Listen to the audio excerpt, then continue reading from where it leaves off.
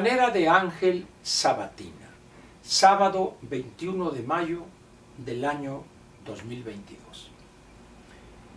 Voy a comentar hoy con usted un tema aparentemente ligero, pero ya cuando uno lo analiza con detenimiento, podrá darse cuenta de la profundidad del mismo. Voy a hablar del futuro y esa actitud de los mexicanos, en términos generales, por supuesto. Evidentemente hay mexicanos conscientes de lo que voy a comentar, pero decenas de millones caen también en esto que voy a comentar. El mexicano, casi por definición, si es que hay algo que puede llamarse el mexicano, pero dicho de una manera quizá más precisa, los ciudadanos mexicanos, ahora sí, de 127 millones reducimos a 92, 93, que son los mexicanos que integran la lista nominal. De esos 93 millones, números más, números menos, un altísimo porcentaje son personas que o le temen al futuro por desconocimiento, por ignorancia, por temor, por lo que guste usted, o hay otros que no le prestan atención alguna a eso que se llama el futuro. En relación con el tiempo opuesto, el pasado, el mexicano le tiene una reverencia que raya a veces en la locura. El mexicano es adorador ciego, babeante, así como adoran a López, es un adorador babeante del pasado. Poco importa que la imagen que le han vendido de algunos acontecimientos o de algunos personajes del pasado y el antepasado sean elaboraciones perversas de los gobernantes. Sin embargo, el mexicano las acepta como válidas y piensa, más bien cree, casi en el sentido religioso del verbo, que eso que le dicen, él cree que es totalmente cierto. Cuando esto queda en la plática, o dijéramos en algo que poco tiene que ver con la cosa pública, con la gobernación, no pasa de ser una idea equivocada acerca del desarrollo. Sin embargo, cuando el mexicano entrega su voto a favor de un candidato o un partido que idolatra el pasado o que lo usa y lo inventa en no pocos casos para engañar incautos, las cosas cambian de carácter. Un ejemplo de lo peligroso de votar por el pasado sin darse cuenta, lo tuvimos el 1 de julio del año 2018, hace ya casi 4 años. Cuando más de 30 millones de mexicanos le entregaron su voto a un mentiroso contumaz, a un hombre perverso, tramposo, que inventa pasajes o etapas ubicadas en el pasado como verdades absolutas y le dice a su clientela o a sus clientelas que eso lo va a repetir, que va a lograr vivir como esa cosa idílica que él inventa, como dije, para atrapar incautos y que le entreguen su voto, ese país corre un grave peligro.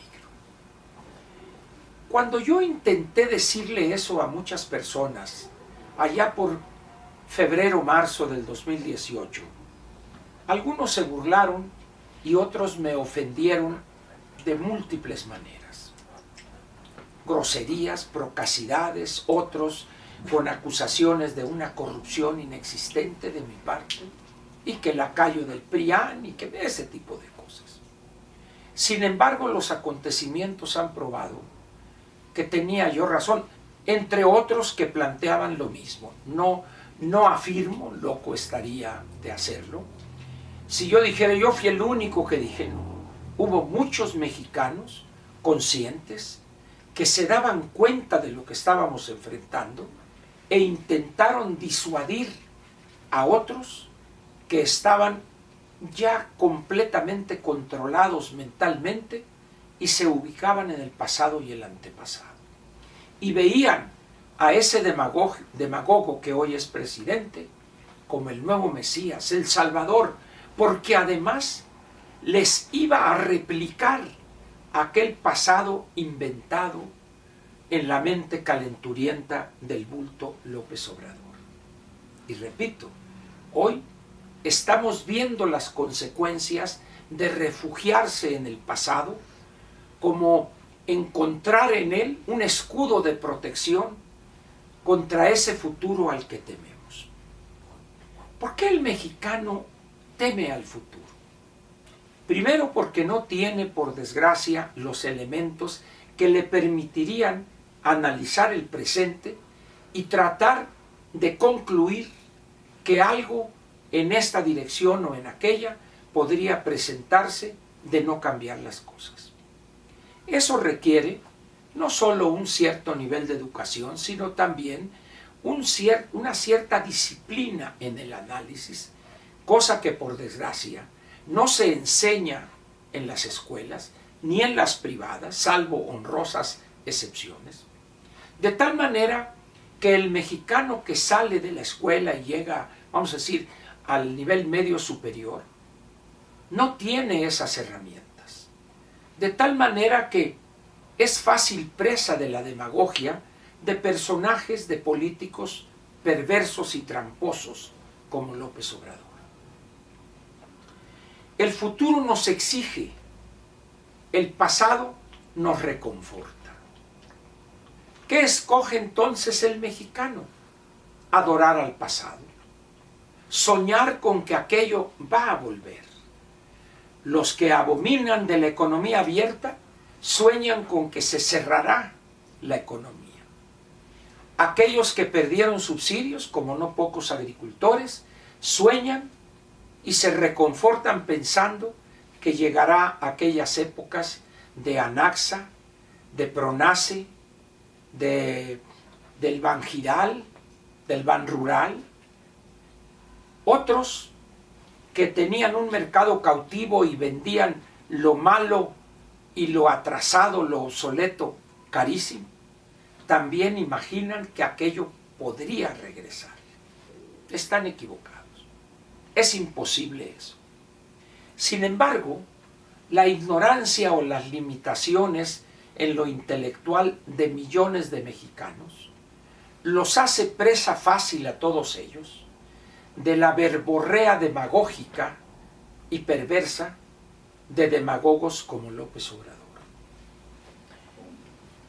Si estuvieran hablando del resultado de juegos de fútbol, pues el daño sería menor. Un coraje, una apuesta perdida, una cena apostada, una pisteada de por medio, no pasaría de ahí. Pero cuando estamos ante políticas que, lejos de sentar las bases para un mejor futuro, son intentos fútiles, estúpidos diría, de vender la idea de que se puede reproducir otra vez el pasado. Ahí está el peligro. López Obrador es un hombre arquetípico de vivir en el pasado. Lo vemos ahorita con su comportamiento con Cuba y sus médicos.